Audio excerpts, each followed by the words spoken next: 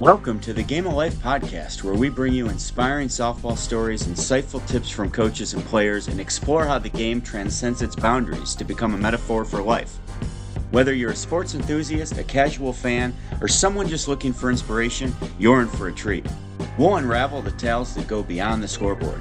Discover how perseverance and hard work on the field translates into resilience in your daily challenges. Learn about teamwork, leadership, and the unwavering spirit that fuels success, not just in sports, but in the game of life.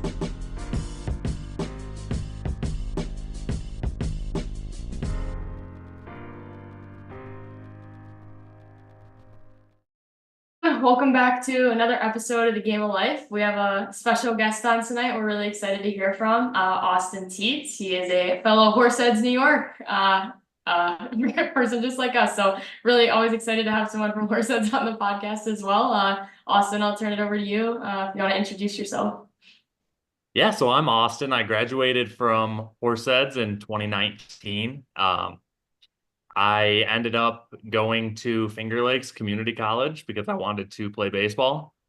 And my 2 years there went really well. I like to joke and tell people that I went there for baseball because I didn't really have much of a direction at that point.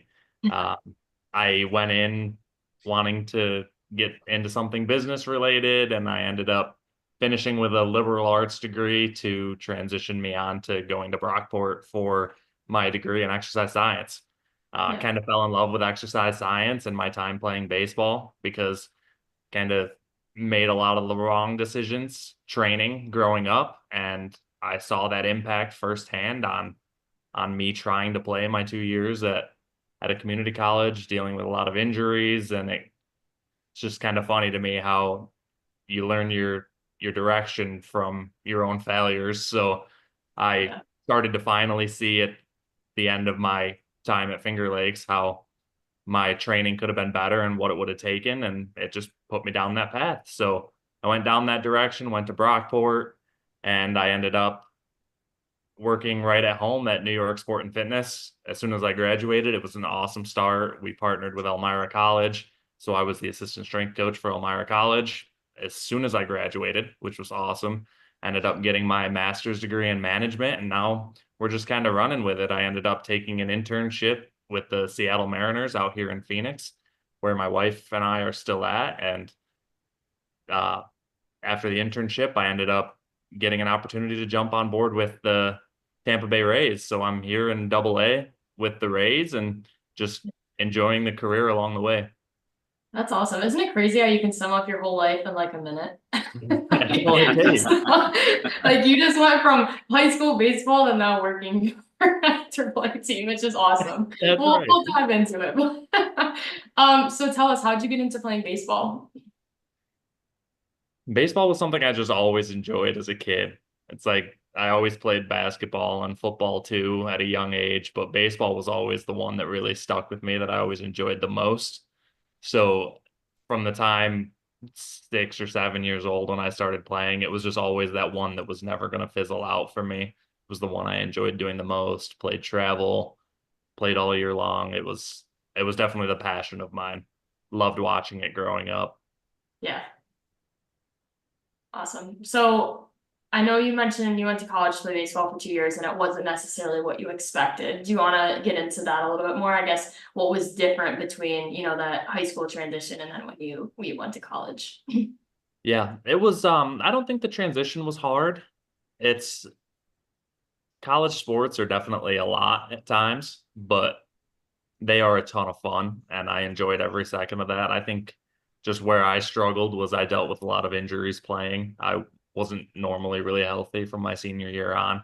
So it was just getting to the point where it was frustrating trying to manage those and play through those. And it just got to the point where it kind of felt like it wasn't worth it to me anymore. Yeah. And I decided I was going to shift my focus towards making sure that younger kids didn't have to deal with that as they came through. Yeah. That's really cool.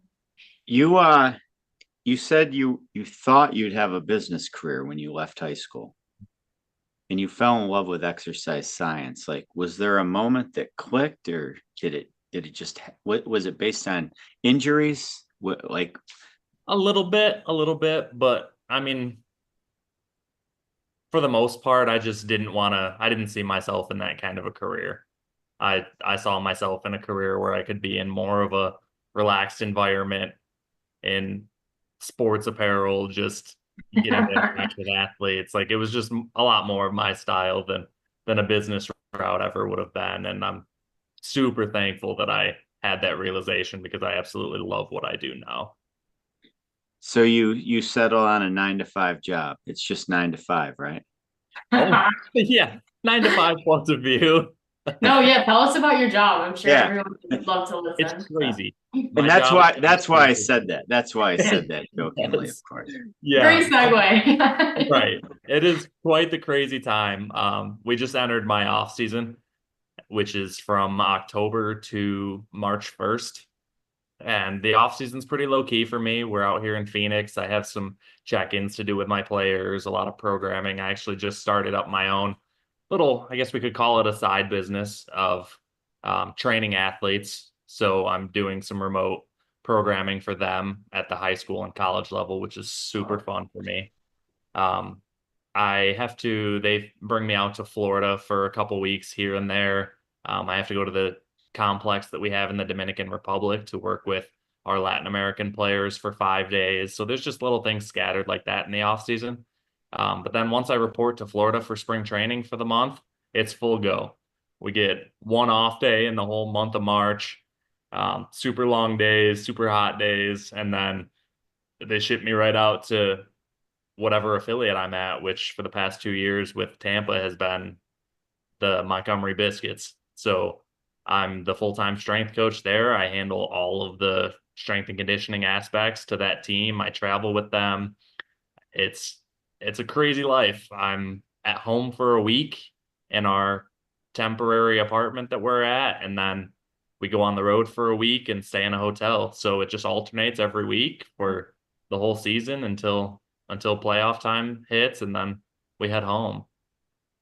But I love as you were talking through all that, you're just smiling so hard. Like I can just see how no, like it's a good thing. Yeah. Like I can see how much you love it, and I think that's so, so important. So I guess for you, like what do you love about it? Because I think that's good for people to hear. You know, some people wake up and they're like, oh my God, like I have to go to work today. And I'm sure there's some days you feel like that probably at 5 a.m. But for the most part, like I just love seeing how happy you are talking about your job. Yeah, I mean, that kind of environment where I get to just be around baseball players all the time. Like I I get to have a relationship with these players that that is just different from a normal workplace. Like I get to pick on them, they get to pick on me. I spend probably half of my day being sarcastic. It's a lot of fun, and then it brings you closer together with the people that you work with, from the staff to the players. So I build these relationships with them, and then once the season ends, it's hard and it means a lot more to you at the end of the season because you've built those relationships. And now I'm starting to get to the point 2 years in with the Rays where I've had several guys now that have made their big league debuts, and to be able to have the opportunity to text them and congratulate them and see them reach their goals in their career is just it's awesome. And then I get to flip the TV on and see highlights of them. It's That's so definitely a cool. surreal feeling getting to see your players go through that. So first off, like Allie said, I wanted to piggyback on that. I mean, we're on a Zoom, but I can feel the energy of how excited you get and how passionate you are for it. When a player makes their big league debut, do you feel like a big brother? Do you feel like a parent? Do you just feel excited like it's part of you doing the same thing? Like expand on that a little. That's got to be awesome. Yeah. Yeah, it is super awesome. I would say not really like a big brother or parent feeling, but it's more of just like, gosh, I knew this guy could do it. So Yeah. I knew that he had it in him. And now I get to see it firsthand. And here in Double A, we go through the grind. Like it is not a luxury life in Double A like they have in the big leagues. They take care of us really well compared to what they used to in the past, even 5 to 10 years ago. But I mean, these guys don't make a lot of money. It's a grueling season in the South where it is the hottest place on earth, I'm convinced.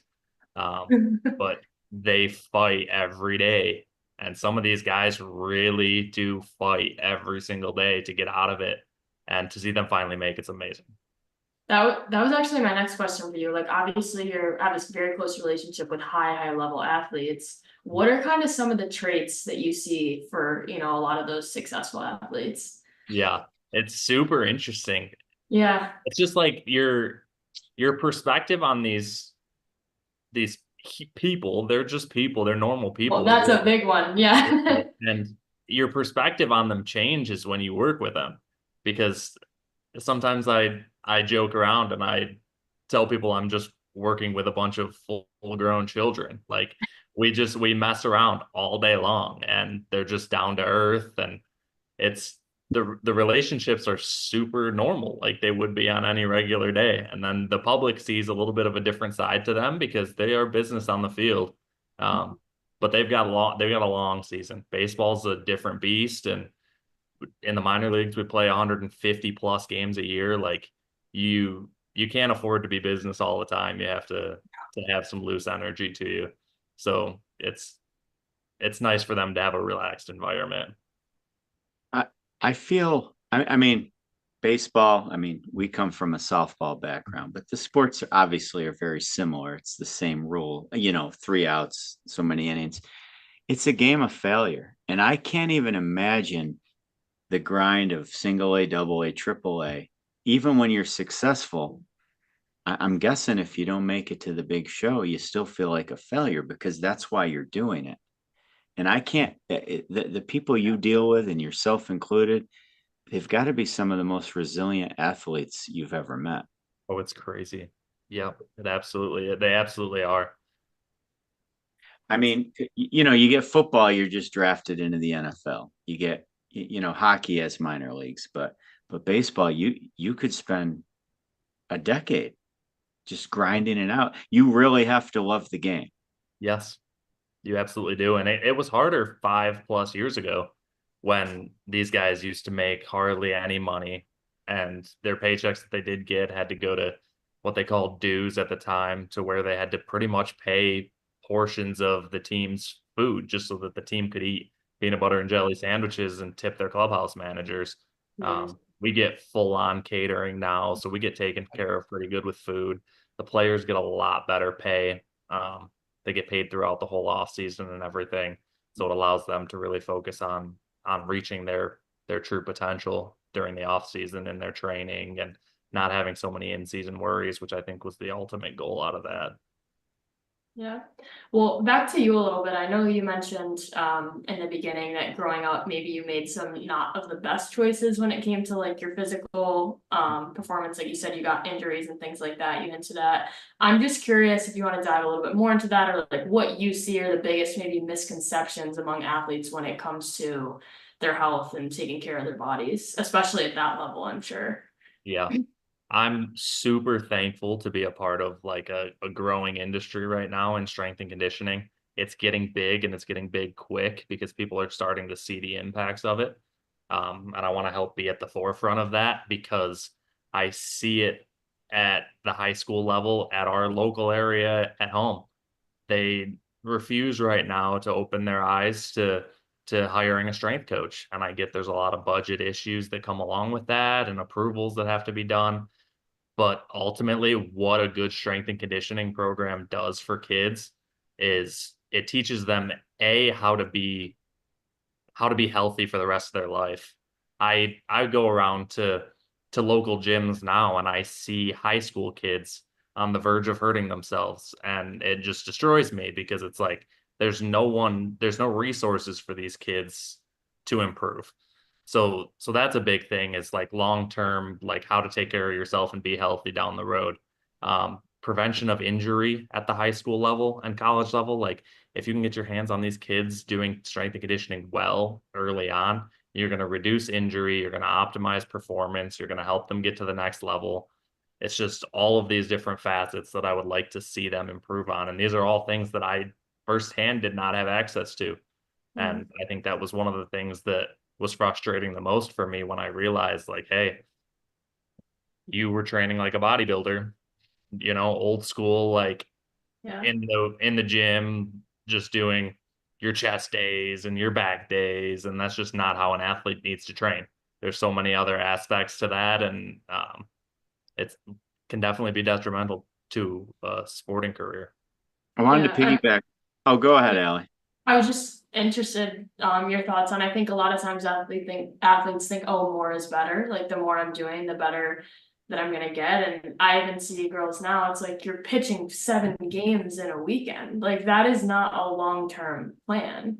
Right. And then I asked them, hey, do you want to play in college? And they're like, yeah. I'm like, okay, well, you're in 6th grade right now. And I was talking to a girl the other day, and I'm like, you have 10 more years of softball left. Like that is a long time. And they were like, whoa. I'm like, yeah. So just, I think I'm curious your thoughts on that from, young kids when you have coaches saying, oh, you're a star pitcher. You have to pitch every single weekend and you have to do all of this. I mean, have you seen that at all, or the effects of that? Yeah, thankfully there's more regulations coming down on it, which is super helpful. I'm not as sure on the softball side. You could speak more to that, but from the baseball side, like there's a ton of regulation on how much they can at least pitch. But in terms of playing, like I'm biased, but the strength and conditioning side of it is huge because there's so much that they're missing out on by playing baseball in terms of a body development standpoint that they get in the weight room with a good strength coach. So that's got to be an emphasis for kids. Like if you want to play a lot, you can play a lot, but there has to be time made for taking care of your body. Otherwise, the injuries will start to pile up. Yeah. A couple things. I have to backtrack for a minute, and then I have another question I'm going to ask. By the time they get to you in Double A, they've if they didn't play in college, they were just a phenomenal superstar in high school. Do you get people that come in and really don't know what they're doing when it comes to strength and conditioning, or did they have trainers and good people growing up that help them out? Like, Yeah, it does depends. it I mean, surprise you? Does it surprise you sometimes? sometimes, I mean, in the strength and conditioning world, we call it a training age. So, like a low training age would be someone that just they need more of the foundations, like they just aren't built well enough from a foundational standpoint to start diving into more advanced things. And honestly, I get a lot of guys that are in that category, and it's kind of surprising. Some will come from massive baseball college programs. Um, what why? I don't know. I'm not sure. I can't speak to that, but um, it's definitely interesting because it forces me to kind of cater to each guy's individual needs more so, which is a good thing because it helps bring everybody to the same direction for their strength and conditioning. But um, yeah, they're kind of all over the place. How is it from the out of country players that come in? Because I can't It's really imagine. hard. Yeah, they don't have the high school programs and the parents giving, paying $80 an hour for lessons when they're younger. They're just playing. Yeah. And even our kids in the States that don't have strength and conditioning programs in their high school, at least they have a background. But a lot of kids that come from the Latin American countries, like they they don't really have a background. So they're just going through what their coach says and they have no idea. And they were just introduced to it at the first time at maybe like 17 or 18 years old. So and then you throw on the language barrier on top of that, which I'm trying to get a little bit better with my Spanish. I enjoy picking on the guys in Spanish as much as I can. If I can throw out a couple jokes to them in Spanish, they normally like that, help them gravitate towards you a little bit. But um, yeah, it's a culture melting pot in there in terms of just personalities and training age and all of that different stuff. So it's really unique. I want to touch base on the question I wanted to ask, but I wanted to backtrack first. You're a professional in what you do. I want to talk about multi-sport athletes for a I minute. was just gonna ask that, so Oh, that's great. me, I mean, I coach high school softball in a small town, and I get very frustrated when players are like, "Oh, I just want to focus on softball and I don't want to do other things." And they go to the gym and they have a trainer, so I'm not saying it's wrong, But isn't that a natural way to train is to play other sports? I'd like to hear your thoughts on it because I feel sometimes that's why people get injured. I don't have any data to support it. I just feel like sometimes people just train too hard in one aspect.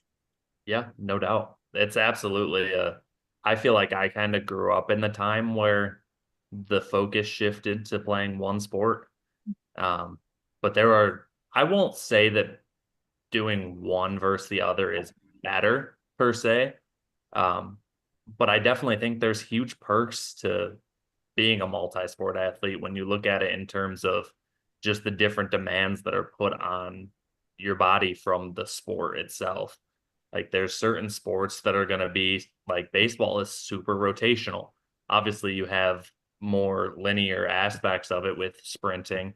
But for the most part, it's a very rotational sport. So if your body is just rotating all the time, getting into a different sport at a young age where you get to be maybe instead of so rotational, you get to be linear. If you're doing something like a track and field or even a basketball that's a lot more linear with jumping and sprinting and cutting. There's definitely huge benefit to that because the body's an amazing beast. The body adapts super well to the demands put on it, especially at a young age. And I think that should be the foundation of what parents and kids are looking at is building a well-rounded athletic body.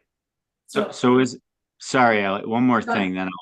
Is it fair to say that if you do just concentrate on one sport, it would be even more important than ever to have the right strength and conditioning coach that's going to supplement other movements?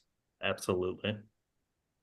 I was just gonna say for all the young listeners and parents on this podcast, going back to your body adapting well, as you're younger, what do you feel like the right age to start getting into lifting and strength training is? I guess more formally, right? Because my dad and I always talk about when you're a kid, like go play wiffle ball, just go Yeah. exercise, right? Like you don't need to be bench pressing when you're 8.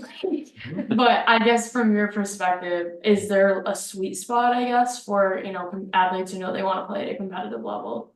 Yeah. I think a lot of that falls on the parent, honestly. Um, Being willing as a parent to admit that your child might not be ready for something like that. I mean, the traits that come to my mind when I think of a kid that's ready to start getting into strength and conditioning and training is mainly like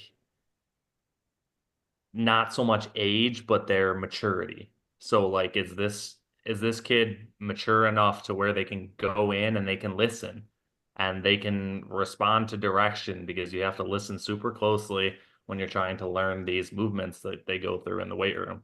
So are they mature enough to be able to handle that? Are they developed enough to where I mean, there could be an 8-year-old that's ready to start at least moving around doing some fun stuff in a weight room. Yeah. Um, Anywhere from like 8 to 12, you see a huge gap in like this kid has full control of his feet or this kid runs like he's got clown shoes on. Like just little different things like that a parent should hopefully, especially now as strength and conditioning gets more and more prevalent and more people are familiar with it, hopefully parents will start to get better at picking out when their kid is developed enough and mature enough for that. Interesting. Yeah. I I'm old school, I guess. I thought you weren't supposed to lift weights or train till you hit puberty, but I guess that doesn't matter. I mean, I guess movements are movements and there's other things you can learn. Yeah, there's certain pre-puberty, there's certain things that you have to take into consideration, like plyometric work can get a little iffy Okay. pre-puberty, just because the bone structures aren't developed enough for those demands. So you just have to be a little bit more cautious with it. But to be honest, even pre-puberty, most of the time, I mean, how often do you see kids jumping off swings and all this stuff that their body's able to handle? So that gets written a lot in textbooks, but for the most part, their bodies can handle it as they grow. Yeah, that's awesome. I want to go back to your story quickly too. So when you decided to get into strength and conditioning and kind of make that pivot, did you see yourself in baseball? I guess was that your goal, or you just wanted to get into strength and conditioning in Yeah, I general? did not. Actually, I wanted nothing to do with Uh, professional sports. because I was scared of the thought of the craziness of like having to relocate and travel. That was something that didn't really appeal to me early on. I've always kind of been comfortable close to home. I had always wanted to have a chance to move away and try something new, but I never envisioned myself in a career where I would travel as much as I do. And now that I do it, I absolutely love it. So it's super fun. I have uncertainty in my career year to year, but it's something I enjoy. I look forward to the opportunity to progress. Um, After my time at New York Sport and Fitness with Elmira College, I just got to the point where I was getting worried. I was like, I don't know what I'm gonna do next. Like I would drop 100 different applications and I'd get one email back out of 100 applications, and that email would say, sorry, we've already filled the role. Thanks for applying. So I was just kind of at wit's end with it. And eventually the opportunity presented itself for me to take an internship at 25 years old, 6 weeks before I was getting married. And Yeah. I took it out in Phoenix and I left and I flew back for my wedding, got married and flew right back out. And now we're just doing it. We're just all the way in on it and just trying to enjoy the journey. And I'm super thankful to be with the Rays because they are the best organization. They take care of me really well, full of just great people. And we're just riding this out and with the ultimate goal of even as a coach to get up to the big leagues. I feel like that speaks to too, like having to love your career, because even when you go through adversity like that, you easily, if there's like any part of a whisper in your ear of like, maybe this isn't for me, maybe I shouldn't do this, that's when you step out. And again, like some people have that and that is where they pivot, so that's okay. But I feel like that just shows you how much you love your career, because even through that, you're like, no, I'm taking an internship and I'm doing this at this time of my life, and that's that. So I think that's really cool. Yeah, it was a super scary time for us, like to give up my full-time job and take this risk moving 33 hours across the country. It was so much uncertainty because that internship ended in November and I didn't have a job. And we had moved all of our stuff out to Phoenix and it's like, well, what's next?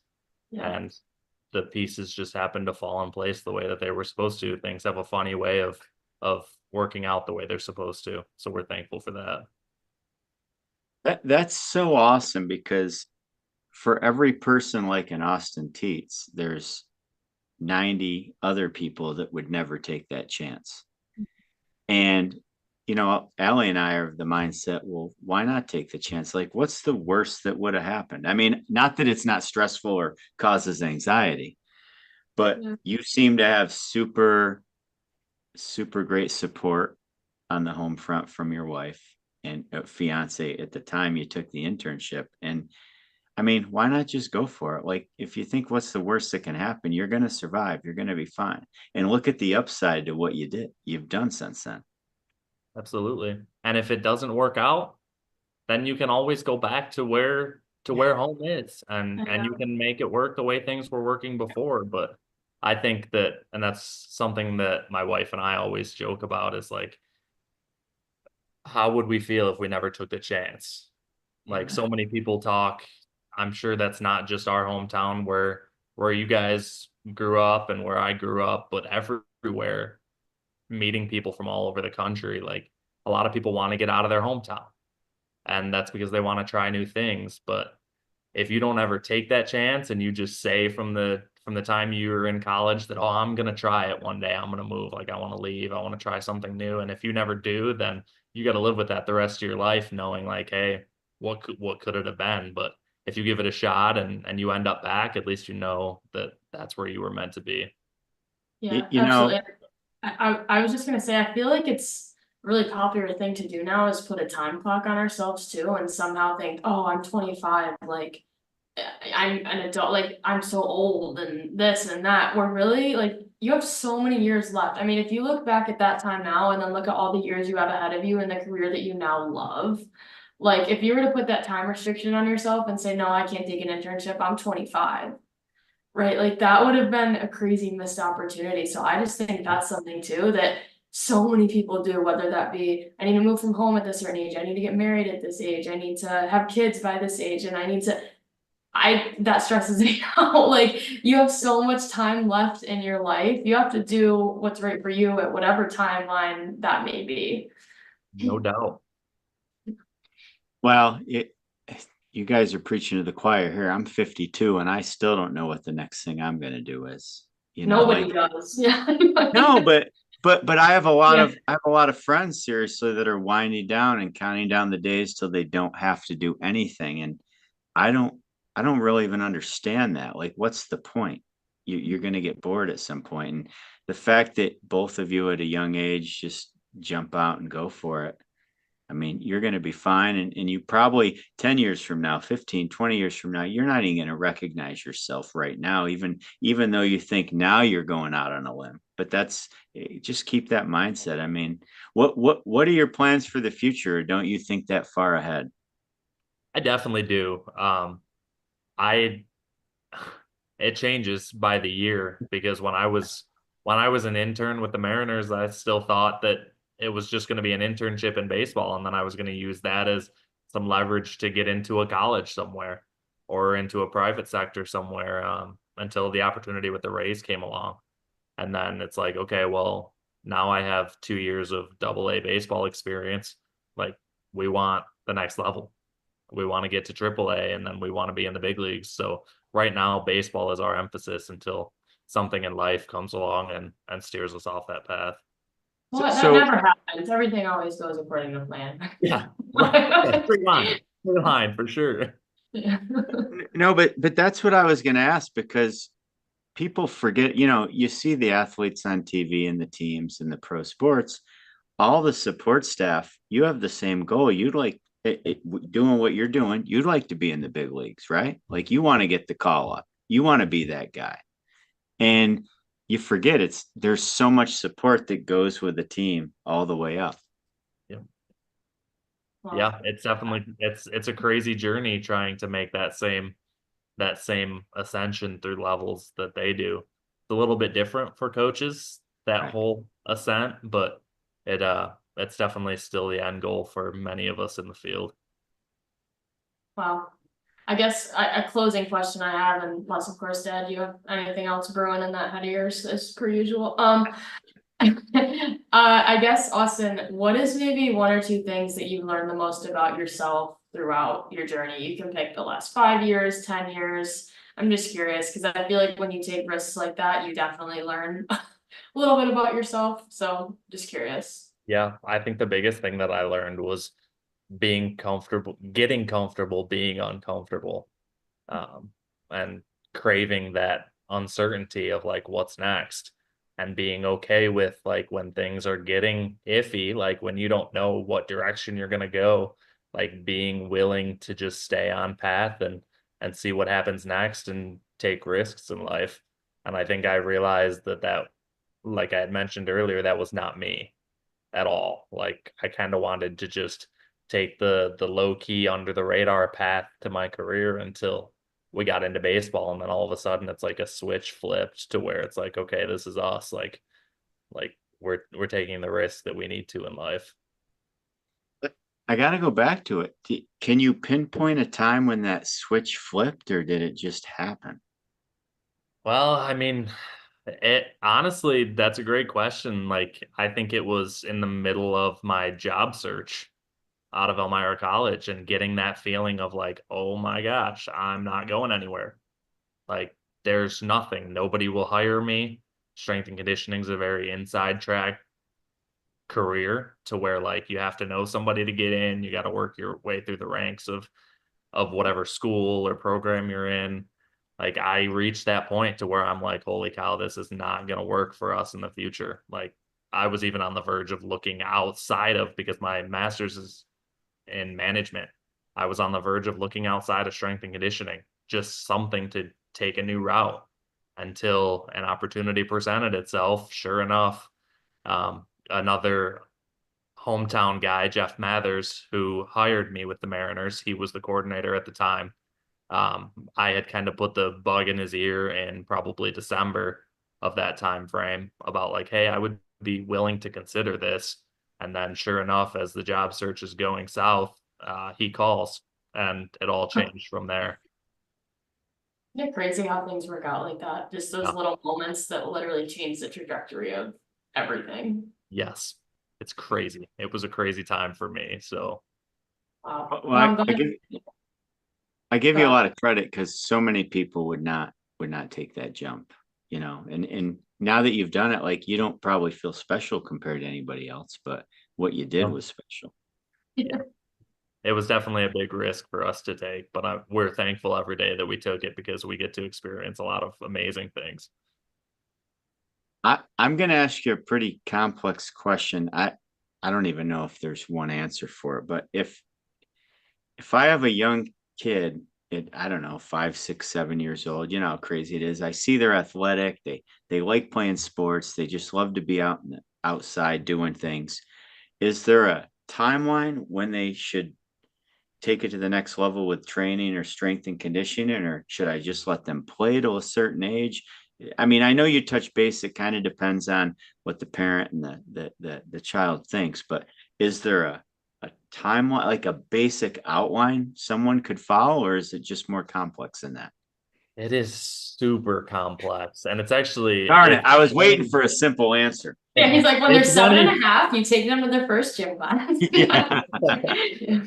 It's funny you ask because there was actually one time when we were playing in Pensacola and there was a fan and his son standing at the rail near our clubhouse entrance where I was doing some stuff with the guys out in the hallway. And he asked me, we just got into talking a little bit and he said, like, what would you recommend for my son? Like what's the key to success in growing as an athlete from a young age, like in terms of training, in terms of playing multiple sports, all that stuff. And I was kind of stumped, just like how you've stumped me in this question. Like I Yeah. to be honest, I don't know. We don't know. The body develops at super different rates, super different ages. It's it's a it's a jumbled mess of like what the right answer is. And I think if we had the right answer, everyone would just do it. But we don't, and it seems to work well for one sport athletes. It works well for multiple sport athlete. It works well for there's guys that get to us that hardly have trained in their life and they get to double A baseball and they've never been hurt. So like it's a jumbled mess. We don't really know the answer to any of this stuff, and it's just a matter of finding what works best for that individual. Is that what we should name the episode? Jumbled mess? That's right. Well, you know what I mean, I feel, I mean, I look back at what my wife and I did with Jen and Allie, and it was crazy at the age they started. But every year we'd ask them, "Do you want to keep doing it?" And they'd say, "Yeah." And we'd try to introduce them to cheerleading and dance, and they wanted to keep playing the sports they play. I feel like as long as you still provide outs and options, and it's fun, I don't think there's anything bad about going all gas, no brakes on something. And but I feel the trap a lot of parents and athletes have is they get really good at a young age and maybe they lose interest. Maybe there's other things they want to pursue and they feel trapped. And I always feel like that's the danger of going too fast too early. But when you're, if you like something, why wouldn't you keep doing it 100%? Yes, absolutely. I agree. And I think you're spot on with the idea of providing them an out and being upfront with kids to pique their interests in the best way that you can.